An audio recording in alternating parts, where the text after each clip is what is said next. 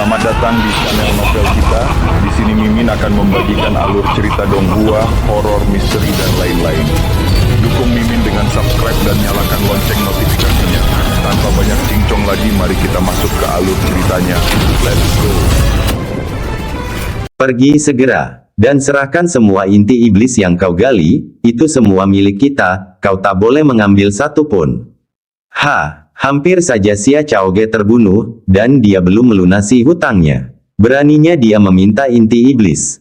Atau apa? Kata Jiang Fan dingin. Wu Manyu menyipitkan matanya, atau kau akan merasakan dikejar oleh binatang iblis formasi inti tingkat kelima.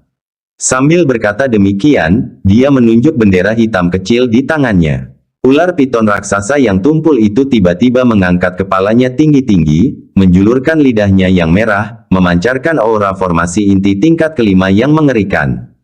Baik Xia Chaoge maupun Liang Feiyan tampak serius. Raja binatang formasi inti tingkat kelima sangatlah kuat. Ditambah lagi, ada Wu Manyu dan 3 manusia misterius lainnya. Hanya dengan mereka bertiga, tepat saat mereka memikirkan hal itu, Jiang Fan tiba-tiba berteriak, tusukan yang mengguncang jiwa. Melolong. Sebuah paku jiwa yang besar dengan keras menusuk jiwa ular piton berpola itu. Ia menjerit kesakitan. Tubuhnya yang besar jatuh ke tanah dengan suara keras. Wu Manyu terlempar ke atas kepalanya. Dengan menggunakan sisa kekuatan spiritualnya, dia berhasil menstabilkan posisinya. Piton berpola, ada apa? Bangun. Menyaksikan ular piton berguling-guling di tanah, perlahan-lahan kehilangan perlawanannya. Wu Manyu sangat terkejut dan buru-buru membacakan mantra pada bendera hitam kecil itu.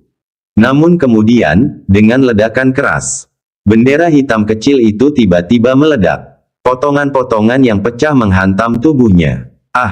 Kali ini dia tidak seberuntung itu, tertiup oleh gempa susulan ledakan itu. Bagian depan jubahnya terbuka lebar, memperlihatkan potongan-potongan kulit putih mencolok. Ular piton berpola itu, yang sudah melemah saat dikendalikan, tak kuasa menahan tusukan yang menggetarkan jiwa. Ia langsung terbunuh, jiwanya musnah. Dengan matinya piton, bendera arai pengendali hancur dengan sendirinya. Jiang Fan mengarahkan pedangnya ke leher putih Wu Manyu, kekuatan spiritualnya benar-benar terkuras dan terluka. Rasa dikejar oleh binatang formasi inti tingkat kelima, aku tidak akan tahu. Tapi kau pasti bisa merasakan diburu olehku. Ketiga orang yang berpegangan pada tebing itu terkejut. Mereka segera melompat turun, menggenggam tangan mereka, dan memohon. Senior, tolong tunjukkan belas kasihan. Kami tidak akan membawa binatang iblis ke sini. Semuanya milikmu, senior. Ketiganya sangat gugup. Seseorang yang dapat dengan mudah membunuh binatang formasi inti tingkat kelima dari jarak jauh menggunakan metode yang tidak diketahui. Siapa yang tidak takut? Jiang Fan menyarungkan pedangnya dan bersenandung dingin, jangan biarkan aku melihatmu lagi. Enyahlah. Ketiganya segera membantu Wu Manyu dan melarikan diri menuju pintu masuk ngarai dengan cara yang agak acak-acakan.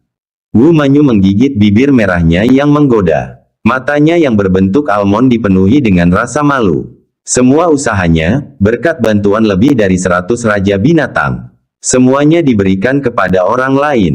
Sejak berlatih teknik boneka, kapankah dia pernah menderita kerugian seperti itu? Jangan beritahu aku siapa dirimu. Atau, aku tidak akan pernah melepaskannya. Ketiga sahabat itu saling bertukar senyum pahit. Biasanya, Wu Manyu adalah orang yang memanipulasi orang lain. Hari ini, dia menderita kehilangan besar. Dengan kepribadiannya, dia tidak akan pernah melepaskannya. Itu tidak diketahui. Jika nanti mereka bentrok lagi, siapa yang akan lebih menderita? Di ngarai, Jiang Fan dan yang lainnya segera menggali inti iblis. Dia langsung menyimpan tubuh ular piton bercorak itu ke dalam batu guntur surgawi. Adegan ini, Liang Feiyan yang ketakutan, alat penyimpanan es ruang. Di seluruh tanah 9 sekte, hanya ada beberapa perangkat penyimpanan ruang. Mereka yang memiliki benda-benda semacam itu tidak diragukan lagi merupakan puncak para penguasa. Dia tidak bisa menahan diri untuk tidak menatap Xia Chaoge. Dia mendapati dia juga memperlihatkan ekspresi terkejut. Jelas, Xia Chaoge juga menyadari bahwa status senior ini jauh lebih tinggi dari yang dibayangkan. Senior, inti iblis sudah terkumpul. Xia Chaoge membawa inti iblis yang dikumpulkan ke Jiang Fan. Jiang Fan melambaikan tangannya dan berkata, ambil saja apa yang kau bunuh tadi. Bagaimana itu bisa terjadi? Mereka dan Liang Feiyan hanya berada di belakang Jiang Fan, memungut sisa-sisa makanan. Bagaimana itu bisa dihitung sebagai kredit mereka? Chaoge tidak berani, kata Xia Chaoge dengan hormat, sambil memperkenalkan mereka. Jiang Fan menepuk bahunya, tidak perlu ada kesopanan di antara kita. Liang Feiyan menatap keduanya dengan tatapan aneh. Mendengar nada bicaranya, sepertinya senior dan Xia Chaoge memiliki hubungan yang tidak biasa. Xia Chaoge tersentak ke belakang seolah tersengat listrik. Matanya menunjukkan sedikit kewaspadaan dan kemarahan, dia berkata dengan serius, senior, tolong hargai dirimu sendiri. Jiang Fan tampak malu. Apakah gadis ini salah paham? Pada saat ini, Bai dan kuda spiritual masing-masing membawa tas yang berat, berlari dengan langkah riang. Xia Chaoge melihat dan merasa gembira, kamu aman, itu bagus. Dia khawatir kuda spiritual itu akan diburu oleh Raja Binatang setelah menerobos.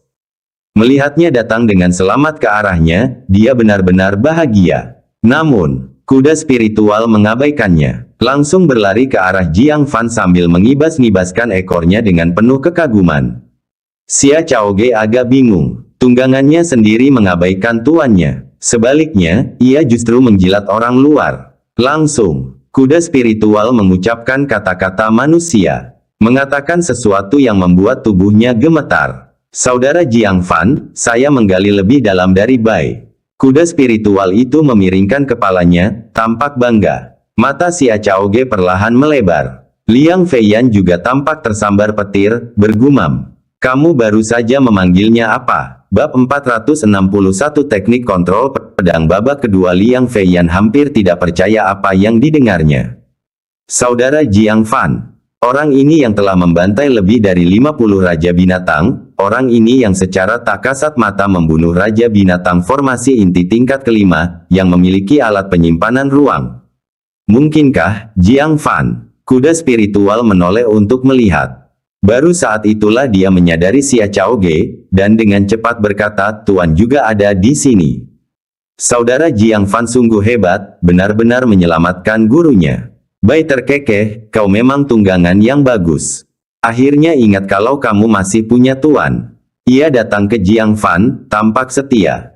Tidak sepertiku, hatiku hanya punya saudara. Jiang Fan merasa merinding. Dia menepisnya, kamu membuatku muak. Lalu dia menyeka wajahnya. Hampir tidak memperlihatkan sedikit pun penampilannya di bawah keropang darah yang tebal. Itu benar-benar saudara muda Jiang. Liang Feiyan sudah terlalu terkejut untuk berbicara. Senior yang terus dia panggil, ternyata Jiang Fan. Mata indah Xia Chaoge juga terbelalak karena terkejut, itu benar-benar paman. Jiang Fan berkata dengan kesal, siapa lagi? Orang tua mesum yang tidak menghargai dirinya sendiri. Tiba-tiba, wajah Xia Chaoge memerah. Tidak heran Jiang Fan akan berkata, mengingat hubungan kita. Ternyata, memang ada hubungan di antara mereka. Hubungan guru keponakan yang benar-benar murni. Dan dia salah paham sampai ke surga. Xia Chaoge merasa malu, lalu menegur dengan malu-malu, mengapa paman tidak mengatakannya lebih awal? Jiang Fan memutar matanya, apakah itu perlu dikatakan? Di antara para murid di padang salju, selain aku, siapa lagi yang akan mempertaruhkan nyawanya untuk menyelamatkanmu? Xia Chaoge merasa rumit di dalam. Keduanya senang karena Jiang Fan sangat peduli padanya. Dan malu karena tidak mengenali Jiang Fan tepat waktu. Ngomong-ngomong, terima kasih, Paman, atas anugerah penyelamat nyawamu. Xia Chaoge mendesah sedikit tak berdaya. Dia selalu berusaha menghindari berutang budi pada Jiang Fan. Namun entah mengapa, ia malah semakin banyak berutang. Sekarang, ini menjadi hutang seumur hidup. Bagaimana dia akan membayarnya kembali? Jiang Fan tersenyum dan berkata, jangan bicarakan ini. Kemana kamu berencana pergi selanjutnya? Liang Feiyan berkata, awalnya kami bermaksud untuk menyingkirkan binatang iblis di Ngarai, lalu bergegas ke garis depan yang paling sengit pertempurannya, Gunung Batas. Itu adalah tempat penting yang diperebutkan oleh klan manusia dan ras iblis. Siapapun yang mengendalikan gunung ini akan mengendalikan jalur masuk dan keluar antara ras iblis dan klan manusia. Terakhir kali hilangnya gunung ini menyebabkan invasi binatang iblis. Kali ini, serangan balik besar-besaran kita pasti akan menyebabkan pertikaian sengit di Boundary Mountain. Ini adalah kesempatan besar bagi kita untuk membunuh binatang iblis dan membangun pahala. Sebuah gunung. Bagaimana hal itu dapat mempengaruhi jalannya dua balapan? Karena sudah lama berada di Sunset City, dia belum pernah berada di garis depan. Dengan memanfaatkan kesempatan ini, dia akan melihat dengan jelas. Rombongan itu segera mengemasi barang-barangnya dan berangkat. Akan tetapi, bagaimana membagi tunggangan itu menjadi masalah. Bukan karena masih ada satu Liang Feiyan lagi yang harus disesuaikan. Dengan begitu banyak binatang roh, menampung 10 orang bukanlah masalah. Tetapi, Saudara Jiang Fan, tunggangi aku jauh lebih nyaman daripada sapi bodoh itu. Kuda spiritual itu menawarkan dengan antusias. Bai dengan marah menyeruduknya dengan tanduknya, tidak tahu malu, mencuri tuanku. Kuda spiritual itu mendengus, bukankah tuanmu Nangong Xiaoyun? Saudara Jiang Fan adalah guru tanpa guru, siapapun bisa bersaing untuknya. Ah, kalau begitu aku akan melawanmu. Bai mengamuk. Kuda spiritual itu menggertakkan giginya, aku tidak takut padamu sedikit pun. Adegan ini langsung membuat Liang Feiyan tercengang. Hanya para pengikut yang berkompetisi memperebutkan binatang roh. Hari ini benar-benar membuka mata. Binatang roh bersaing untuk mendapatkan tuan. Jiang Fan sedang dalam suasana hati yang buruk, mereka semua meninju dahi mereka, jaga perilaku kalian. Setelah dimarahi, dia menghadiahi dua binatang roh itu dengan sedikit camilan. Melemparkan sepotong daging kerang ke masing-masing. Ambil ini. Kedua makhluk roh itu lalu bersukacita. Mereka bersaing hanya untuk menyenangkan Jiang Fan demi sepotong daging kerang. Melihat Xia Chaoge dan Liang Feiyan, Jiang Fan juga melemparkan masing-masing dari mereka sepotong. Kamu juga makan satu. Garis depan sangatlah berbahaya. Akan lebih baik jika Anda dapat menerobos wilayah di sepanjang jalan. Jika tidak, itu juga dapat membantu meningkatkan kultivasimu sedikit. Keduanya tercengang. Ketika daging kerang ada di tangan, mereka menyadari kualitasnya yang luar biasa. Liang Feiyan merasa sangat bersyukur, kebaikan hati junior Brother Jiang tidak akan pernah saya lupakan. Jiang Fan bercanda, jika kau benar-benar ingin membalas budiku, curi saja bagian kedua dari teknik pengendalian pedang milik senior Su Qingyang agar aku bisa melihatnya. Saat itu Su Qingyang hanya memberikan setengahnya kepada Jiang Fan. Dia menguasai pedang hati. Kekuatannya nyata dan bila dipadukan dengan pedang ungu, itu menjadi kartu asnya. Namun, ketika target yang dihadapi semakin kuat, secara bertahap hal itu menjadi kurang efektif. Dia bertanya-tanya apakah bagian kedua memiliki kekuatan yang lebih besar. Tentu saja, dia hanya bercanda. Untuk mendapatkan bagian keduanya, ia harus datang sendiri. Yang mengejutkannya, Liang Feiyan menanggapinya dengan serius. Dia merenung, tidak perlu mencuri. Karena bakatku yang luar biasa dalam ilmu pedang, Tetua Agung-Agung menunjukkan kepadaku teknik pengendalian pedang yang lengkap. Apa? Jiang Fan tidak bisa berkata apa-apa. Teknik ilmu pedang yang begitu penting, Su Qingyang berikan begitu saja. Kalau dipikir-pikir lagi, mungkin karena Su Qingyang merasa tidak ada penerus yang layak, jadi dia tidak terlalu peduli. Hasilnya, bahkan orang luar seperti dia bisa menerima bagian pertama sebagai hadiah. Namun, bakat saya terbatas, saya tidak bisa menguasainya. Liang Feiyan berkata dengan nada meremehkan, setelah mengabaikannya beberapa saat, aku tidak dapat mengingat semuanya.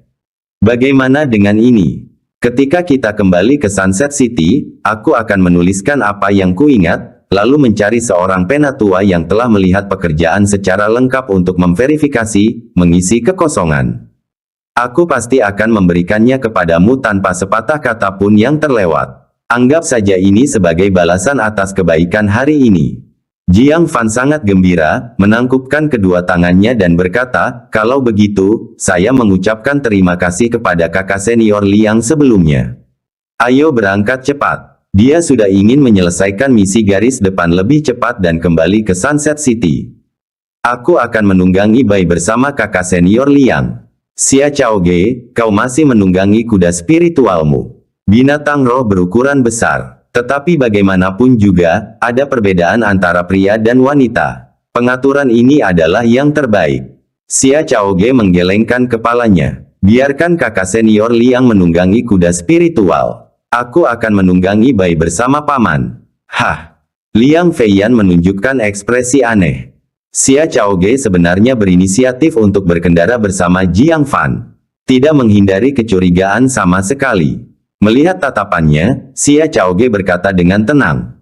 Kuda spiritual ini tidak lagi menganggapku sebagai tuannya. Siapapun yang ingin mengendarainya, silakan mengendarainya. Liang Feiyan terdiam. Apakah Xia Chaoge sebegitu piciknya? Katakan saja kau ingin ikut berkendara dengan adik Jiang. Ini. Jiang Fan ragu-ragu sejenak. Mengingat mendesaknya waktu, dia setuju, baiklah. Bagaimanapun juga, Bai berpunggung lebar, menjauh darinya akan baik-baik saja. Mereka masing-masing menaiki tunggangan mereka, menginjak mayat Raja Binatang yang tak terhitung jumlahnya, dan keluar dari ngarai. Jiang Fan dengan santai memeriksa inti iblisnya. Dalam pertempuran ngarai, ia memperoleh lebih dari 60 inti iblis. Menambahkan 40 yang dimilikinya sebelumnya, kini ia memiliki total 100 inti iblis. Dia agak terkejut dengan kecepatan akumulasi. Dia tak dapat menahan diri untuk tidak mendesah, seharusnya aku berterima kasih pada wanita itu tadi. Raja Binatang yang melewati batas hampir semuanya dikumpulkan di sini olehnya. Sayang sekali dia tidak berguna, membiarkan sekitar 20 orang lolos. Liang Feiyan tersenyum kecut. Hanya saudara muda Jiang yang berani mengatakan bahwa murid-murid paviliun mekanisme surgawi tidak berguna. Murid-murid paviliun mekanisme surgawi. Jiang Fan tampak terkejut. Liang Feiyan berkata, sepertinya saudara muda Jiang tidak tahu, banyak murid paviliun mekanisme surgawi yang terlibat. Kami pernah bertemu satu orang sebelumnya, mengejar sekelompok binatang iblis formasi inti tingkat keempat, tingkat kelima sendirian. Dapatkah kamu mempercayainya? Xia Chaoge mengangguk ringan, membenarkan kata-kata Liang Feiyan. Kami memang melihat orang itu dari jauh. Sangat kuat. Jiang Fan mengusap dagunya. Berkata dengan penuh pertimbangan, jika tidak ada kelompok binatang kuat formasi inti tingkat keempat dan tingkat kelima lainnya di padang salju ini. Lalu orang yang kamu lihat. Seharusnya aku. Bab 462 pria di antara bunga-bunga udara tiba-tiba membeku. Liang Feiyan menatap Jiang Fan dengan mata terbelalak, mulutnya terbuka dan tertutup, tetapi dia tidak bisa berbicara sama sekali. Dia tidak bisa lagi mengungkapkan perasaannya saat ini dengan kata-kata. Saat itu, mereka bertiga kagum pada sosok perkasa dari paviliun Tianji. Benarkah itu, Jiang Fan? Xia Chaoge tertegun sejenak, lalu tertawa terbahak-bahak. Aku hampir lupa, keahlian terhebat paman bela diri bukanlah pengobatan atau seni bela diri. Tetapi lebih tepatnya, menyembunyikan kemampuan aslinya. Tampaknya setiap kali mereka bertemu, paman bela diri selalu memberinya perasaan yang segar. Tidak peduli seberapa baik Anda pikir Anda mengenalnya, dia selalu memiliki sisi baru untuk ditunjukkan. Sementara itu, Jiang Fan masih tenggelam dalam pikirannya. Dia bertanya-tanya apakah kelompok yang ditemuinya sebelumnya, yang dipimpin oleh Jian Linyuan, juga merupakan murid paviliun Tianji. Tapi setelah mendengar komentar menggoda Xia Chaoge, dia terkekeh, Chaoge, bukankah kamu juga menyembunyikan kemampuanmu yang sebenarnya? Xia Chaoge menatapnya dengan tatapan bingung. Jiang Fan menoleh ke arah kuda spiritual yang berjalan di sampingnya, kamu memanggilku apa tadi? Kuda spiritual itu mengedipkan matanya yang besar, saudara Jiang Fan. Lebih awal dari itu, coba kupikirkan, orang mesum. Itu yang dikatakan tuanku, itu tidak ada hubungannya denganku. Kuda spiritual itu tanpa perasaan mengkhianati Xia Chaoge. Jiang Fan menatapnya sambil tersenyum tipis, berbicara di belakang paman bela dirimu. Itu tidak seperti sikapmu yang biasa. Liang Feiyan, yang mendengarkan dari samping, benar-benar takjub, seolah-olah bertemu kembali dengan Xia Chaoge. Xia Chaoge terkenal tenang, tidak senang maupun sedih, bagaikan peri yang tidak ikut campur dalam urusan manusia.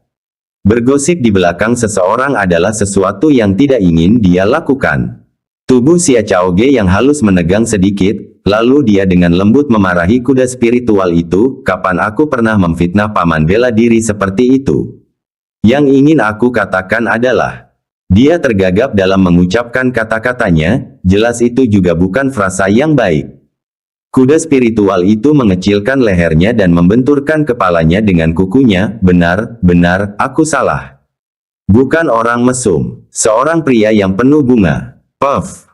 Jiang Fan hampir memuntahkan seteguk darah lama. Apakah ada perbedaan makna? Hanya saja yang terakhir tidak semudah itu. Xia Chaoge tersipu dalam. Bibir merahnya terkatup rapat, tidak mampu menahan rasa malunya. Untuk pertama kali dalam hidupnya, dia bergosip tentang seseorang kepada kuda spiritualnya. Dan langsung sampai ke telinga orang itu. Dia telah kehilangan lebih banyak muka hari ini dibandingkan dengan gabungan muka yang terjadi pada 1 dekade terakhir. Dia bergumam, "Aku tidak benar-benar memfitnahmu, paman bela diri. Paman memang memiliki banyak wanita cantik di sekitarnya." Liang Feiyan segera memukul pahanya dan berkata sambil menggertakkan giginya, "Adik Xia, akhirnya kau mengatakan kebenaran. Adik Jiang memang dikelilingi oleh banyak wanita cantik. Pria yang penuh bunga bukanlah istilah yang salah." Jiang Fan tertawa dan menegurnya. Dia menepuk kepala Bai, mendesaknya untuk berangkat. 7 hari kemudian, setelah perjalanan panjang, Jiang Fan akhirnya tiba di garis depan. Pemandangan yang menyambutnya sungguh mengejutkan. Tembok kuno yang menjulang tinggi, 100 kaki tingginya, menjulang ke awan, membentang ribuan mil ke kiri dan kanan, tanpa terlihat ujungnya. Kelihatannya seperti seekor ular raksasa yang tergeletak di langit. Dindingnya ditutupi dengan bekas-bekas penuaan. Jejak kehancuran yang besar telah meninggalkan bekas yang besar. Dan beberapa bagian memiliki noda darah kuno, mengering dan berubah menjadi noda hitam selama berabad-abad. Apakah ini sesuatu yang bisa dibangun manusia? Jiang Fan diliputi rasa kagum. Liang Feiyan juga menatap dengan kaget dan berkata, "Tentu saja tidak. Membangun tembok setinggi 100 kaki untuk mengelilingi sebuah kota berada dalam kemampuan kami. Tapi ini adalah tembok besar, yang membentang ribuan mil." Xia Chaoge berdiri, menatap dinding dengan serius. Ini dibangun pada zaman kuno oleh semua ras di benua ini untuk melawan raksasa kuno. Hanya dengan menyatukan kekuatan semua ras, monumen epik seperti itu dapat diciptakan. Jiang Fan akrab dengan raksasa kuno. Mereka adalah entitas mengerikan yang hampir membawa semua kehidupan ke ambang kepunahan. Untuk melestarikan percikan kehidupan, semua ras harus membangun benteng yang megah. Dia merasakan sedikit kepahlawanan yang tragis. Ras tersebut pasti sangat putus asa saat itu. Ironisnya, setelah para raksasa dikalahkan, ras-ras tidak lagi akur sama sekali. Pertarungan pecah di depan simbol persatuan bersejarah ini. "Gunung di tengah itu adalah gunung batas," kata Xia Chaoge. Jiang Fan mengikuti arah jarinya. Sebuah gunung megah yang diselimuti salju, juga tingginya 100 kaki, muncul dalam pandangannya. Perut gunung itu telah dilubangi. Dibuat menjadi gerbang besar yang dapat ditutup, memudahkan mobilisasi pasukan kuno. Berfungsi sebagai gerbang kota. Karena lama-kelamaan, gerbang itu menjadi rusak dan hancur. Beberapa prajurit manusia yang kuat menjaga jalan di gerbangnya. Karena gerbangnya sempit, hanya satu binatang iblis yang bisa lewat dalam satu waktu. Para prajurit manusia dapat membentuk barisan yang terdiri dari 10 orang atau lebih. Hal ini memberi para pembela manusia keuntungan yang signifikan. Ini menciptakan situasi di mana satu orang dapat menahan 1000 orang. Namun, binatang iblis bukanlah lawan yang mudah. Karena tidak dapat melewati gerbang, beberapa binatang berhasil memanjat gunung batas yang tingginya 100 kaki. Jadi para prajurit manusia berpatroli di sekitar Boundary Mountain. Pertempuran sengit sering terjadi. Jelaslah, kedua belah pihak bersaing ketat memperebutkan gunung itu. Pada saat itu, tiba-tiba terdengar suara gemuruh dari puncak gunung batas. Jiang Fan dan teman-temannya segera menoleh. Mereka melihat sekelompok binatang iblis mirip kera yang lincah berhasil menerobos pertahanan dan memanjat gunung. Jumlah mereka totalnya 7 atau 8. Setelah mendarat, mereka dengan cepat menyebar ke berbagai arah, masuk lebih dalam ke wilayah manusia. Para prajurit manusia di bawah segera bereaksi dan mengejar. Namun, kera seukuran gunung ini, meskipun berbadan besar, sangat lincah. Di antara para prajurit yang mengejar, hanya 2 orang yang berhasil mengejar dan terlibat pertarungan dengan 2 kera. 5 orang sisanya terus melarikan diri ke berbagai arah. Mata Jiang Fan berbinar sambil tersenyum, bukankah ini sempurna? Raja binatang tingkat pertama dari alam pembentukan 6 inti. Mari kita lihat siapa yang bisa mengumpulkan inti iblis terbanyak. Liang Feiyan menunjukkan sedikit persaingan. Dulu, dia tidak akan pernah mempunyai pikiran seperti itu. Setelah melihat Jiang Fan membantai 50 raja binatang, berlumuran darah dan tak kenal ampun, seperti tembok yang menjulang tinggi. Dia merasa benar-benar gentar. Sekarang berbeda. Dalam 7 hari terakhir, dengan bantuan daging kerang, dia telah mencapai lapisan keempat formasi inti. Meskipun masih belum sebanding dengan Jiang Fan, dia sekarang punya beberapa alasan untuk membandingkan. Baiklah. Liang Feiyan segera mengejar salah satu raja binatang kera. Xia Chaoge menepuk punggung Bai, menggunakan kekuatannya untuk melompat ke udara. Dia menyeringai nakal pada Jiang Fan, jika paman guru menang, Chaoge tidak akan memanggilmu pria terhormat lagi. Bibir Jiang Fan berkedut. Ini belum berakhir. Dia menggelengkan kepalanya, menargetkan raja binatang iblis kera yang melaju kencang. Dia dengan santai melakukan teknik pengendalian pedang. Tanpa melihat hasilnya, dia dengan cepat mengejar raja binatang iblis kera lainnya. Kaki petir naga petir. Dia menginjaknya dan segera menatap raja binatang lainnya. Pada saat ini, Liang Feiyan telah berhasil membunuh raja binatang buasnya. Xia Chaoge juga dengan cepat membunuh 2 orang lagi. Hanya 1 raja binatang iblis kera yang tersisa, dan ketiganya terfokus padanya. Dia ketakutan setengah mati. Apa yang sedang terjadi? Baru saja melewati tembok besar dan bertemu 3 orang yang menakutkan. 5 dari 6 sahabat terbunuh seketika. Itu menggigil. Tiba-tiba ia berbalik dan berlari kembali ke arah Boundary Mountain sambil meratap. Pada saat ini, ia hanya ingin pulang ke ibunya. Xia Chaoge tersenyum sedikit. Dia tiba-tiba menunjukkan teknik gerakan dengan keterampilan yang luar biasa. Dia menempuh jarak 10 kaki hanya dengan 1 langkah. Dia hampir menyamai Jiang Fan. Secara kebetulan, Raja Binatang Kera berlari ke arahnya. Jiang Fan, yang berada jauh, tidak sempat mengejarnya. Liang Feiyan menepuk pahanya, adik junior Xia lebih unggul. Tapi kapan dia mempelajari teknik gerakan? Xia Chaoge dengan cepat mencapai Raja Binatang Kera. Dengan tangan yang lembut, dia melakukan teknik telapak tangan yang kuat. Kualitasnya setara dengan tingkat bumi menengah. Dia tersenyum penuh kemenangan pada Jiang Fan di kejauhan, Chaoge menang. Namun, tepat saat dia berbicara, Raja Binatang Kera di depannya tampak dikendalikan oleh suatu kekuatan. Tiba-tiba benda itu terseret kembali ke udara. Dan di udara, sesuatu yang mengerikan menebasnya hingga berkeping-keping. Jiang Fan dengan santai mengumpulkan helaian sutra gunung surgawi yang berserakan di tanah, sambil berkata dengan nada main-main. Apakah semudah itu menang melawan paman bela dirimu? Xia Chaoge terdiam sejenak, lalu tersenyum masam. Aku lupa, sifat terbaik paman bela diri adalah menyembunyikan kemampuan aslinya.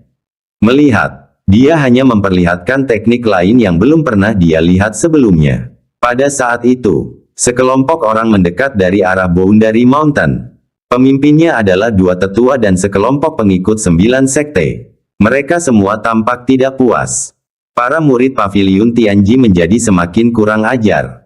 Merampas pahala secara terang-terangan, apakah mereka masih memberi kesempatan kepada para pengikut Sekte 9? Tetua kedua sekte tertinggi, Luciunian, menggerutu dengan marah. Tetua lain dari puncak pedang surgawi Sekte Awan Hijau, Si Keitian, juga marah. Aku ingin melihat murid Paviliun Tianji mana yang begitu tak tahu malu. Bab 463, lihatlah dengan mata baru. Tidak heran kedua tetua yang menjaga tempat ini marah. Awalnya, para pengikut 9 sekte semuanya telah memperoleh beberapa kemajuan di garis depan. Mereka semua bisa berhasil bertukar sumber daya yang diinginkan melalui usaha mereka sendiri. Dan kemudian meningkatkan kekuatan mereka, menjaga garis depan dengan lebih tekun. Dengan demikian, terciptalah suatu siklus yang baik. Namun, banyak pengikut paviliun mekanisme surgawi tidak mengikuti aturan, dan diam-diam datang untuk menangkap Raja Binatang. Jika mereka hanya bisa mengalahkan Raja Binatang di tingkat keempat formasi inti ke atas, yang mana sulit dibunuh oleh para pengikut Sekte 9, itu akan baik-baik saja. Namun mereka membunuh tanpa pandang bulu, baik yang besar maupun yang kecil. Mereka tidak ragu-ragu untuk merebut dari mereka yang berada di level pertama formasi inti juga. Tidak memberi kesempatan sama sekali kepada pengikut 9 sekte. Lebih buruk lagi, ketika beberapa pengikut 9 sekte mengepung Raja Binatang, mereka keluar dan melukai pengikut 9 sekte, merampas inti iblis. Tindakan mereka begitu keji hingga membuat orang-orang marah. Mereka semua adalah murid paviliun mekanisme surgawi, jadi kedua tetua tidak berani berbuat banyak terhadap mereka. Setiap kali mereka ditemukan, yang bisa mereka lakukan hanyalah berteriak untuk mengusir mereka. Namun mereka tidak menunjukkan rasa penyesalan dan malah menjadi semakin tidak bermoral. Alasan mengapa garis pertahanan itu ditembus tadi adalah karena beberapa murid paviliun mekanisme surgawi melukai murid 9 sekte untuk mencuri pujian. Akibatnya, mereka sendiri tidak dapat menghentikan semua Raja Binatang Monyet, menyebabkan beberapa dari mereka menyelinap masuk. Jadilah demikian. Setidaknya para pengikut paviliun mekanisme surgawi itu tahu cara mengenakan topeng dan bertindak secara diam-diam. Tapi 3 orang di depan mereka benar-benar menunjukkan wajah mereka secara terbuka. Itu benar-benar keterlaluan. Namun, ketika Li Qingfeng dan Lu Xiunian tiba dengan sekelompok murid, dipenuhi dengan kemarahan yang benar siap untuk menyelesaikan perhitungan. Mereka berdiri diam karena takjub saat melihat 3 orang di depan mereka. Xia Chaoge, Liang Feiyan, dan Jiang Fan. Wajah Li Qingfeng yang tadinya penuh amarah, kini berubah menjadi terkejut dan gembira. Ya ampun. Jiang Fan, ternyata kalian membunuh Raja Binatang dengan sangat cepat. Kukira kalian adalah murid paviliun mekanisme surgawi. Dapat dimengerti bahwa mereka mengira ketiganya adalah murid paviliun mekanisme surgawi. Karena keenam Raja Binatang Monyet itu terbunuh hanya dalam beberapa tarikan napas saja. Bagaimana ini bisa dilakukan oleh pengikut 9 sekte? Baru setelah mendekat mereka sadar. Di antara mereka yang mengambil tindakan, adalah keajaiban nomor 1 dari 9 sekte, Xia Chaoge, dan Liang Feiyan, yang menduduki peringkat 5 besar. Lu Xiunian mengamati dan bertanya, Chaoge, di alam mana kamu sekarang? Xia Chaoge menjawab, baru-baru ini aku berhasil mencapai tingkat kelima formasi inti. Apa? Li Qingfeng memperlihatkan ekspresi terkejut, disertai rasa iri yang mendalam. Sekte tertinggi sungguh diberkahi karena memiliki murid yang luar biasa seperti itu. Para murid di belakang mereka juga menunjukkan rasa hormat dan kagum yang dalam. Tidak heran dia adalah anak ajaib nomor 1, Xia Chaoge. Selalu ada seseorang yang dikagumi. Saat mereka masih berjuang untuk lapisan kedua formasi inti, Xia Chaoge sudah meninggalkan mereka jauh di belakang, maju ke tingkat kelima formasi inti. Kesenjangan antara manusia lebih besar dari kesenjangan antara manusia dan anjing. Lu Xiunian langsung dipenuhi rasa gembira, bertepuk tangan dan tertawa terbahak-bahak, bagus, bagus, bagus.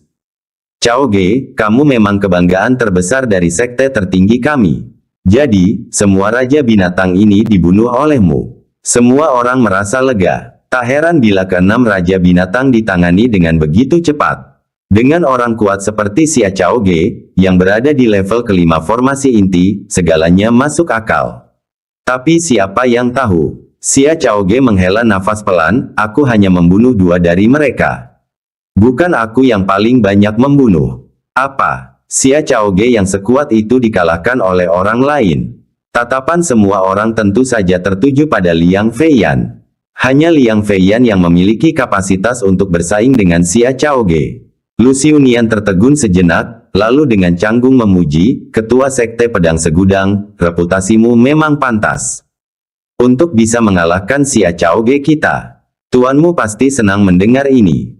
Semua murid menunjukkan kekaguman yang mendalam. Tidak heran Sekte Pedang Segudang memiliki kekuatan serangan terkuat. Mampu mengalahkan Xia Chaoge sungguh luar biasa. Li Qingfeng, yang dipenuhi rasa iri, menghela nafas pelan, semua murid yang baik adalah milik orang lain.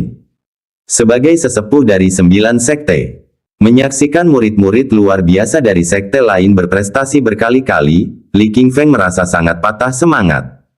Meskipun Jiang Fan baru-baru ini menunjukkan potensi besar, dibandingkan dengan Xia Chaoge dan Liang Feiyan, tidak ada perbandingan sama sekali.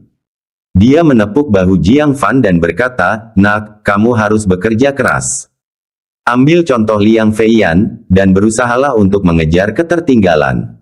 Jangan mengecewakan tuanmu, dan jangan mengecewakan Sekte Awan Hijau." Dia tidak menyebut Xia Chaoge sama sekali, karena mengejar Xia Chaoge terlalu tidak realistis. Jika Jiang Fan dapat mencapai apa yang Liang Feiyan lakukan dalam kehidupan ini, Sekte Awan Hijau akan mampu mengangkat kepala mereka tinggi-tinggi di antara 9 sekte.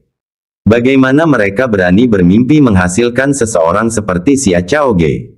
Itu adalah mimpi yang tidak mungkin tercapai. Orang lain yang mendengarkan tidak memberikan reaksi keras. Itu adalah bentuk dorongan yang paling umum. Namun di telinga Liang Feiyan, itu memiliki arti yang berbeda. Dia cepat-cepat menangkupkan kedua tangannya, tersenyum pahit, "Senior Li, bagaimana Anda bisa menyanjung saya seperti itu?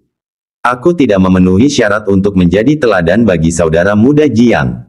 Jiang Fan lebih cocok menjadi teladannya. Bagaimana dia bisa menjadi model bagi Jiang Fan?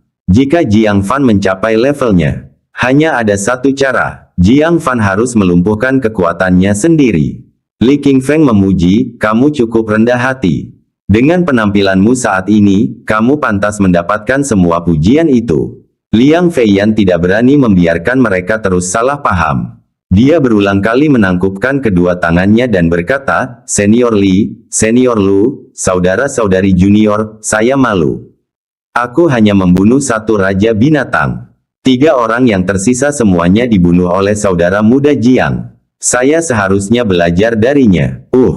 Sekitar selusin orang tercengang. Lu Xiunian tertegun sejenak, "Maksudmu, orang yang melampaui Xia Chaoge adalah anak ini, Jiang Fan?" Li Qingfeng juga tampak sedikit bingung, berkata, "Jiang Fan pasti sangat beruntung, kan? Namun jika dipikir-pikir lagi, mustahil bagi Jiang Fan untuk melampaui Xia Chaoge. Pada saat ini, Xia Chaoge berbicara, kami bertiga memiliki persaingan yang adil. Untuk melihat siapa yang bisa membunuh paling banyak. Paman Master Jiang lebih unggul, dan baik saudara Liang maupun aku kalah dengan meyakinkan." Kerumunan itu terdiam lagi sejenak. Semua mata tertuju pada Jiang Fan dengan aneh. Kompetisi yang adil, dan Jiang Fan dapat melampaui Xia Chaoge. Liang Feiyan tertawa terbahak-bahak, "Kalian semua tampaknya salah paham tentang kekuatan saudara junior Jiang.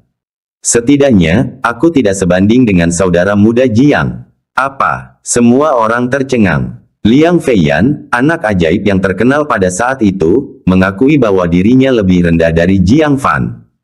Jenggot Li Qingfeng bergetar tak percaya, Jiang Fan, apakah ini benar?" Sekte Awan Hijau memiliki murid yang lebih kuat dari Liang Feiyan adalah sesuatu yang di luar mimpinya yang terliar.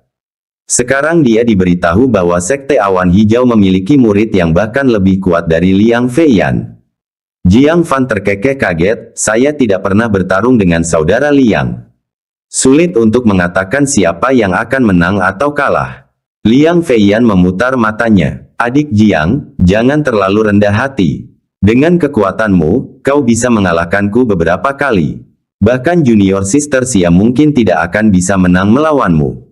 Meskipun Xia Chaoge telah menembus ke tingkat kelima formasi inti. Jiang Fan sebelumnya telah menggunakan teknik rahasia yang mengerikan untuk secara misterius membunuh setan piton formasi inti tingkat kelima dengan satu serangan. Jika keduanya bertarung, hasilnya sungguh sulit diprediksi." Xia Chaoge memperhatikan Jiang Fan dikelilingi seperti ini, tampak tidak nyaman, dan sedikit mengerucutkan bibirnya. Paman Master benar-benar mengalami momen canggung seperti itu. Dia diam-diam tersenyum dan menambahkan bahan bakar ke dalam api, kata-kata saudara Liang terlalu konservatif. Dalam pertarungan, Paman Master Jiang dan aku mungkin setara. Dalam pertarungan sungguhan, aku pasti akan mati. Apa? Semua orang yang hadir benar-benar terkejut pada momen ini. Bab 464, melewati batas. Mereka mengatakan kekuatan Jiang Fan berada di atas Liang Feiyan. Itu sudah cukup untuk mengejutkan mereka selama setahun. Sekarang, dikatakan bahwa kekuatan Jiang Fan berada di atas Xia Chaoge, orang nomor 1 di 9 sekte. Lebih-lebih lagi, Xia Chaoge sendiri yang mengatakannya. Keterkejutan di hati mereka sudah tak terlukiskan. Lu Xiunian panik dan berkata, "Chaoge, jangan meremehkan dirimu sendiri dan tingkatkan moral orang lain. Saya baru-baru ini menyaksikan kekuatan Jiang Fan di pertambangan. Paling-paling, dia setara dengan Sue Wancong. Bagaimana dia bisa bersikap berlebihan seperti yang kamu dan Liang Feiyan katakan?" Dia mengakui bahwa Jiang Fan memang memiliki kekuatan yang mengejutkan. Namun, jumlahnya tidak setinggi yang diklaim keduanya. Xia Chaoge berkata dengan tenang, "Aku tidak berbohong. Belum lama ini di Skybrea King Canyon. Adik Xia, jangan bahas masa lalu lagi." Jiang Fan segera memotongnya. Xia Chaoge kemudian menyadari bahwa menyebutkan insiden di Skybrea King Canyon akan mengungkap fakta bahwa Jiang Fan telah memanen lebih dari 60 inti iblis. Inti iblis yang banyak jumlahnya tentu akan mengundang rasa iri. Terutama dengan sekelompok murid Paviliun Tianji yang kuat di sekitarnya. Dia langsung berhenti berbicara. Lu Xiunian merentangkan tangannya dan berkata, "Lihat, kamu bahkan tidak bisa menjelaskannya. Apakah aku tidak mengerti kekuatan Jiang Fan?" Li Qingfeng juga sedikit kecewa. Dia sangat gembira tadi. Sambil tersenyum, dia menepuk bahu Jiang Fan dan berkata, "Tidak apa-apa. Fakta bahwa kamu bisa membunuh lebih banyak raja binatang daripada Xia Chaoge sudah merupakan prestasi yang patut dibanggakan. Wajar jika kekuatannya tidak sekuat Xia Chaoge." Dia kemudian menatap Lu Xiunian dan berkata, "Kita tidak boleh menjauh dari gunung batas terlalu lama. Siapa yang tahu masalah seperti apa yang akan ditimbulkan oleh orang-orang Paviliun Tianji itu?" Ekspresi Lu Xiunian berubah serius. "Ayo pergi, cepat kembali." Jiang Fan segera mengeluarkan 3 inti iblis dan bergegas bersama mereka menuju gunung batas. Sepanjang perjalanan, dia sering mengerutkan kening setelah mendengar tindakan para pengikut Paviliun Tianji di garis depan. Lain halnya jika mereka hanya bertarung karena prestasi. Tetapi menyebabkan invasi Raja Binatang hanya untuk mendapatkan sedikit lebih banyak sudah keterlaluan. Jangan kira mudah bagi mereka untuk membunuh Raja Binatang. Bagi seorang pengikut yayasan, bertemu dengan satu Raja Binatang saja merupakan situasi hidup dan mati. Belum lagi jika Raja Binatang menyerbu kota-kota biasa. Kota seperti Lonely Boat City bahkan tidak memiliki ahli formasi inti. Paling banter, yang terkuat berada di lapisan ketiga atau keempat alam pendirian fondasi. Jika Raja Binatang mengamuk, itu akan seperti bencana alam. Tidak terbayangkan berapa banyak orang tua dan anak-anak yang akan terbunuh atau terluka. Penatuali, apakah Anda akan membiarkannya begitu saja? Alis Liang Feiyan berkerut setelah mendengar ini. Li Qingfeng tersenyum pahit dan berkata, "Mereka adalah murid Paviliun Tianji yang didukung oleh para guru mereka. Bagaimana kita, sebagai orang tua, bisa mendisiplinkan mereka? Paling-paling kami hanya bisa memberikan teguran lisan. Jika mereka tidak mendengarkan, tidak ada lagi yang bisa kita lakukan." Jiang Fan memahami kesulitan yang dihadapi kedua tetua itu. Itu seperti dua anak yang berkelahi, dan bahkan jika salah satu anak menderita secara tidak adil, orang tuanya akan sulit untuk campur tangan secara langsung. Mereka hanya bisa berdebat dengan orang tua anak lainnya. Kalau orang tua sampai melakukan intimidasi sudah pasti akan menimbulkan konflik di tingkat atas. Sebagai tetua dari 9 sekte, bagaimana mungkin mereka berani memprovokasi para ahli di Paviliun Tianji? Dia mengusap dagunya dan berkata, "Jika murid-murid kita bergerak, tidak peduli hasilnya, Paviliun Tianji tidak akan punya alasan untuk mengeluh, kan?" Li Qingfeng mengangguk berat, "Tentu saja. Mereka masuk secara diam-diam. Kalau mereka dipukuli oleh rekan-rekannya, bagaimana mereka bisa meningkatkan masalah? Lagi pula, meskipun orang yang lebih tua ingin mendukung mereka, mereka tidak akan merendahkan diri untuk bertengkar dengan yang lebih muda. Lu Xiaonian buru-buru memberi isyarat padanya untuk berhenti berbicara. Jangan mengatakan hal-hal yang tidak realistis seperti itu dengan lantang. Jika para pengikut Paviliun Tianji mendengarnya, mereka akan menertawakan kami, Sekte 9, karena terlibat dalam hayalan. Li Qingfeng segera berhenti berbicara sambil tersenyum pahit. Ya, itu adalah penghiburan bagi diri sendiri. Karena tidak mungkin Sekte 9 memiliki pengikut yang sekuat itu. Jika memang begitu, para pengikut Paviliun Tianji tidak akan begitu berani. Lu Xiaonian berkata, Cao Ge, setelah kamu sampai di Gunung Batas, cobalah untuk tidak terlibat dengan para pengikut Paviliun Tianji. Fokus saja pada membunuh Raja Binatang dan dapatkan pahala untuk dirimu sendiri. Para murid Paviliun Tianji ini cepat atau lambat akan mendapatkan balasannya. Xia Chaoge tidak mengatakan apa-apa. Jelas, dia juga merasa bahwa tindakan para pengikut Paviliun Tianji berlebihan. Dia melirik Jiang Fan. Dia melihat Jiang Fan dengan tenang memperhatikan tempat di mana Raja Binatang Monyet telah menerobos pertahanan. Dia tersenyum penuh pengertian. Dalam hati, ia berpikir, aku tahu Paman Guru tidak akan tinggal diam. Dia menyadari bahwa dia sangat menyukai Paman Master ini. Setiap tindakan yang diambilnya selaras sempurna dengan keinginannya. Tentu saja, kenyataan bahwa dia memiliki terlalu banyak wanita di sekitarnya merupakan pengecualian. Tidak lama setelah itu, Jiang Fan tiba di kaki Gunung Batas. Berdiri di dasarnya, dia benar-benar dapat merasakan betapa luasnya Gunung Batas itu. Ketika mendongak, dia tidak dapat melihat puncaknya. Tembok besar di kedua sisi bahkan lebih megah dan megah. Tekanan kuno dan agung itu luar biasa. Kalian semua bertindak secara mandiri. Gunung Batas ini sangat besar, dan ada iblis di mana-mana. Li Qingfeng memberi instruksi kepada beberapa murid dan kemudian, bersama Lu Xiaonian, bergegas ke gunung untuk berpatroli. Tugas utama mereka adalah untuk berjaga-jaga terhadap Raja Binatang yang kuat yang tidak dapat ditangani oleh para pengikut. Selain itu, mereka akan menawarkan bantuan jika mereka melihat muridnya dalam bahaya.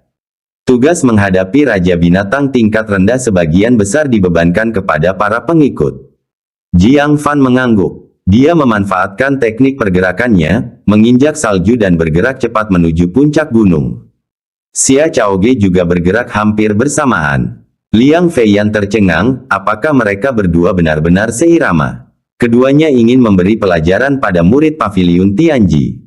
Baiklah, aku juga ingin ikut, hehe. Di puncak gunung, Li Xiqian memegangi perutnya yang berdarah, wajahnya sepucat kertas.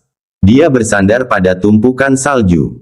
Darah mengubah tumpukan salju menjadi merah, meresap jauh ke dalamnya. Itu membuat tumpukan salju tampak sangat jelas.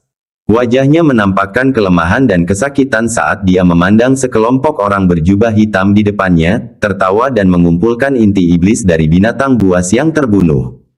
Kemudian dia melihat ke arah murid-murid 9 sekte yang tergeletak di sekitarnya, sambil meringis kesakitan.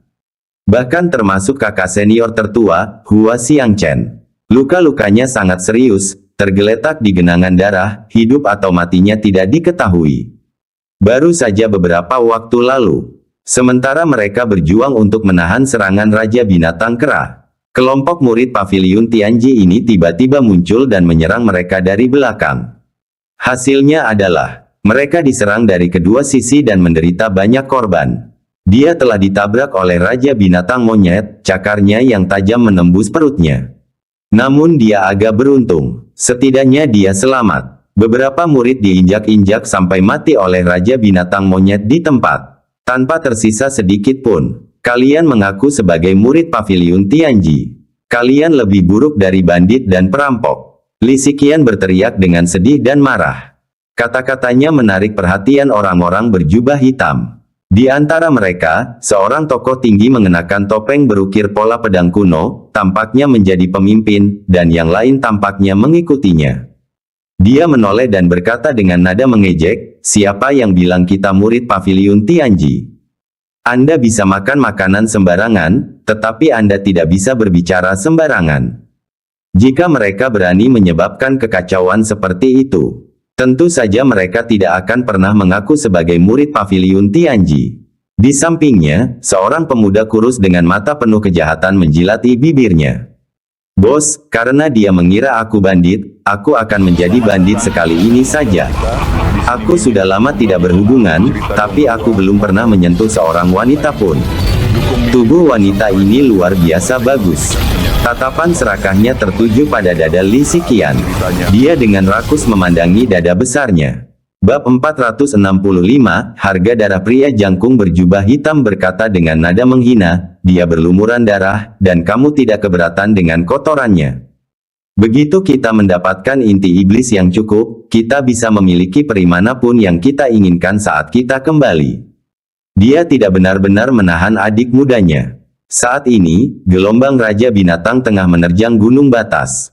Itu adalah kesempatan bagus untuk mendapatkan Demon Core. Bagaimana mungkin mereka menyia-nyiakannya pada seorang wanita? Pria muda kurus itu tidak bisa menahan diri, matanya menyala-nyala. Peri-peri itu bisa kau beli dengan uang, bagaimana mungkin mereka bisa dibandingkan dengan tubuh kelas atas ini, dengan amarah yang membara seperti sedikit merica. Kalian pergilah dan tangkap Raja Binatang. Aku akan datang menemuimu nanti. Pria muda jangkung berjubah hitam itu berkata tanpa daya, baiklah, asal kau cepat. Pria muda kurus itu buru-buru berkata, bos, jangan katakan hal-hal seperti itu. Hahaha, pemuda jangkung itu memimpin sekelompok pria berjubah hitam yang tertawa untuk menghadapi Bistide. Pria muda kurus itu mendengus, kau bilang aku cepat. Dia mengalihkan pandangannya ke Li Siqian, sambil menyeringai jahat, gadis cantik, buktikan pada kakakku bahwa aku pria sejati. Kamu harus sedikit menderita. Li Siqian mundur ketakutan dan berkata, jangan mendekatiku. Lebih baik aku mati daripada membiarkanmu menajiskanku. Mata pemuda kurus itu terasa makin panas. Haha, aku suka semangat liarmu. Gadis cantik, layani aku dengan baik, dan aku akan memastikan masa depanmu cerah. Dia melangkah maju. Tepat saat dia melangkah sekitar 1 meter dari Li Siqian. Li Siqian melirik Hua Xiangchen yang tergeletak di genangan darah. Dia menatap mayat-mayat pengikut 9 sekte yang tergeletak di kejauhan. Matanya menunjukkan sedikit kesedihan, sambil mendesah dengan suara yang hanya dia bisa dengar. Anggap saja ini sedikit balas dendam untuk kalian semua. Dia mengangkat tangannya. Sebuah jimat giok peledak yang bersinar, telah aktif, berkedip-kedip di telapak tangannya. Itu hampir meledak. Wajah pemuda kurus itu berubah, apa yang kau lakukan? Hentikan. Li Siqian mencibir, bukankah kamu ingin aku melayanimu? Aku akan melayanimu sampai ke surga. Memang, dia telah lama bertekad untuk mati bersama.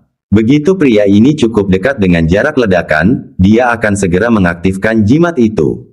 Dia biasanya pengecut dan takut, namun tidak takut mati. Antara dinodai oleh makhluk menjijikkan ini dan kematian, dia memilih untuk mati bersama. Dengan cara ini, setidaknya orang-orang 9 sekte akan menghormatinya dan memujinya sekali, mengatakan Li Siqian memiliki tulang punggung dan kesucian. Namun, tepat saat dia siap menghadapi ledakan yang akan datang, pria muda kurus itu tiba-tiba tertawa menyeramkan. Matanya berbinar, dan cahaya hijau melesat ke mata Li Siqian. Li Siqian merasakan gelombang pusing. Saat dia sadar kembali, pria muda kurus itu sudah ada di depannya. Jimat giok peledak di telapak tangannya telah direbut oleh pemuda kurus itu.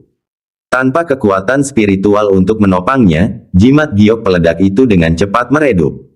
Haha, kau benar-benar mengira kau membuatku takut. Aku hanya mempermainkanmu. Jika aku tidak bisa mengatasi masalah kecil ini, bagaimana mungkin aku menjadi bandit? Hahaha, pria muda kurus itu menghancurkan jimat giok peledak itu menjadi debu giok, membiarkannya melayang ke bawah. Pupil mata Li Siqian menyusut drastis. Dia buru-buru mengambil pedang itu dari tanah. Namun begitu dia bergerak, pria muda kurus itu mencengkeram pergelangan tangannya. Sambil tertawa nakal, cakar satunya meraih dadanya. Si cantik kecil, patuhilah aku. Kau tak bisa lepas dari genggamanku, ah. Tiba-tiba, pria muda kurus itu menjerit. Tangannya yang hendak meraih dada Li Siqian terputus di pergelangan tangan. Darah yang mengucur deras menyemprot ke seluruh wajah Li Siqian. Kemarahan Li Xiqian membeku, berubah menjadi kebingungan. Apa yang telah terjadi? Mengapa tangan pemuda kurus itu tiba-tiba putus? Dia hanya samar-samar melihat kilatan cahaya ungu yang sangat cepat. Petarung tangguh dari paviliun mekanisme surgawi ini, yang hanya kalah dari pria jangkung berjubah hitam, tangannya terpotong. Saat sebuah suara terdengar, tubuh Li Xiqian bergetar hebat. Dia menoleh karena tidak percaya. Tidak jauh di belakangnya, di atas paku es, seorang pria muda berpakaian putih berdiri dengan tangan di belakang punggungnya. Rambut hitamnya berkibar dan jubah panjangnya berkibar. Tatapan matanya yang dingin bahkan lebih dingin dari salju. Jiang Fan. Mata Li Xiqian membelalak, dipenuhi rasa tidak percaya. Adegan ini, yang bahkan tidak akan muncul dalam mimpinya, sedang berlangsung tepat di depan matanya. Lelaki muda kurus itu, sambil memegang erat lengannya yang terputus, menggeliat kesakitan, wajahnya berubah. Dia melotot ke arah Jiang Fan yang muncul entah dari mana, lalu berteriak, "Siapa kamu?" Suara desisan, cahaya ungu terbang, berputar di sekitar Jiang Fan di udara. Pemandangan ini mengejutkan pemuda kurus itu. Teknik pengendalian pedang. Seseorang benar-benar telah menguasai teknik pengendalian pedang Su Qingyang. Jiang Fan berkata dengan dingin, "Kamu melukai murid 9 sekteku, menghina wanita 9 sekte. Dan kau bertanya siapa aku? Kamu seharusnya bertanya pada dirimu sendiri apakah kamu punya kata-kata terakhir." Setelah mendengar Jiang Fan hanya seorang murid 9 sekte, pria muda kurus itu segera merasa lega. Bagaimanapun, dia adalah seorang kultivator formasi inti tingkat keempat. Di 9 sekte, hanya Xia Chaoge yang terkenal yang bisa menandinginya. Semua orang lain, kita hanyalah sampah di matanya. Kupikir ada guru yang merusak kesenanganku. Sampah 9 sekte berani menyergapku dan memotong tanganku. Tatapan mata pemuda kurus itu berubah menjadi ganas. Merasa sangat terhina. Saya sudah berubah pikiran. Aku tidak mau bermain dengan wanita ini lagi. Aku akan mempermainkanmu sampai mati terlebih dahulu. Aku akan mengupas kulitmu lapis demi lapis, dan mencabut urat-uratmu satu demi satu. Untuk menunjukkan kepadamu betapa mahalnya ikut campur dalam urusan orang lain. Ledakan. Dia tiba-tiba melancarkan serangan. Saat kakinya menghentak, tanah mengeluarkan suara teredam. Seluruh keberadaannya, dipenuhi aura ganas, dengan marah menyerang Jiang Fan. Tinju penghancur jantung. Teknik tingkat bumi lapisan pertama, langsung menyerang. Jiang Fan mengangkat tangannya dengan dingin, dan dengan tenang membalas dengan telapak naga pengembara. Berkata tanpa berpikir, pada saat terjadi benturan, pemuda kurus itu merasa seolah-olah telah ditabrak seekor gajah raksasa purba. Dengan ekspresi tidak percaya, dia meludahkan darah dan terbang mundur. Dia mendarat dengan keras di atas mayat Raja Binatang Kera. Berkata tanpa berpikir, benturan hebat kedua membuatnya memuntahkan lagi darah dalam jumlah banyak. Kau bukan murid 9 sekte. Seru pemuda kurus itu. Bagaimana seorang murid bisa memiliki kekuatan yang begitu menakutkan? Dia pasti seorang diaken dari sekte tertentu. Mencoba menindas generasi muda paviliun mekanisme surgawi. Ini akan memprovokasi generasi tua di kedua belah pihak. Memikirkan hal ini, dia tertawa marah, berani sekali. Tahu siapa aku, kau berani menindas yang lemah. Tunggu saja, tunggu tuanku mencari penjelasan. Pada saat ini, Xia Chaoge tiba tepat waktu. Saat dia melihat tanah penuh dengan orang terluka dan bahkan mayat beberapa pengikut sekte 9. Dia yang selalu tenang, menjadi lebih bertekad dalam tatapannya. Saat dia melihat pria jangkung berjubah hitam, dia tidak ragu menghunus pedangnya. Xia Chaoge. Pemuda kurus itu mengenali Xia Chaoge. Kecantikan dan kekuatan 9 sekte yang tak tertandingi ini, siapa yang tidak tertarik padanya? Dia telah melihat potret Xia Chaoge yang tak terhitung jumlahnya. Setiap kali dia terkagum dengan kecantikannya. Jadi dia segera mengenalinya. Yang membuat jantungnya berdebar kencang adalah Jiang Fan menghentikannya dan berkata, orang ini terlalu kotor. Jangan mengotori tanganmu. Biar aku saja. Pemuda kurus itu terkejut dan cepat-cepat berkata, Xia Chaoge, aku murid paviliun mekanisme surgawi. Beritahukan kepada diaken 9 sekte ini konsekuensi dari seorang senior yang menyerangku. Diakon muda ini tidak mengerti betapa seriusnya situasi tersebut. Tentunya, Xia Chaoge akan mengerti taruhannya. Xia Chaoge tertegun sejenak, lalu berkata dengan dingin, "Kamu salah paham. Paman seperguruanku juga seorang murid." Bab 466, Bab 466 Perubahan drastis Fu Chaohun apa? Seorang murid, pria muda kurus itu terkesiap. Pemuda yang luar biasa kuat di depannya sebenarnya adalah seorang murid. Dia menjadi agak bingung. Para tetua dari 9 sekte tentu saja tidak berani melakukan apapun padanya. Tetapi para murid, itu masalah lain. Dia menggertakkan giginya dan melangkah mundur sambil berkata, "Baiklah. Terkait kejadian hari ini, anggap saja aku yang salah terlebih dahulu. Saya minta maaf padamu. Kita akhiri saja masalah ini di sini. Tak seorang pun boleh menyinggungnya lagi." Dia merasa benar-benar terhina. Seorang murid paviliun mekanisme surgawi yang sombong dipaksa untuk meminta maaf kepada murid 9 sekte. Pria sejati tahu kapan harus menyerah. Lewati musibah hari ini dulu, nanti dia akan membalasnya 2 kali lipat. Selamat tinggal. Dengan itu, dia bersiap untuk pergi. Jiang Fan menerjang maju, matanya memancarkan cahaya dingin. Meminta maaf. Setelah melukai begitu banyak pengikut Sekte 9 dan menyebabkan kematian beberapa orang, menurutmu permintaan maaf akan cukup? Siapa yang memberimu keberanian itu? Mulanya, dia pikir mereka cukup egois karena membiarkan Raja Binatang masuk. Memberi mereka pelajaran seharusnya sudah cukup. Siapa yang tahu? Apa yang pertama kali dilihatnya adalah tanah penuh dengan orang terluka dan mayat.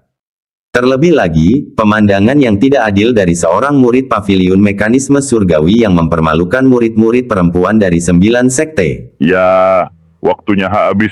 Bersambung ya bos. Besok kita lanjut lagi, oke?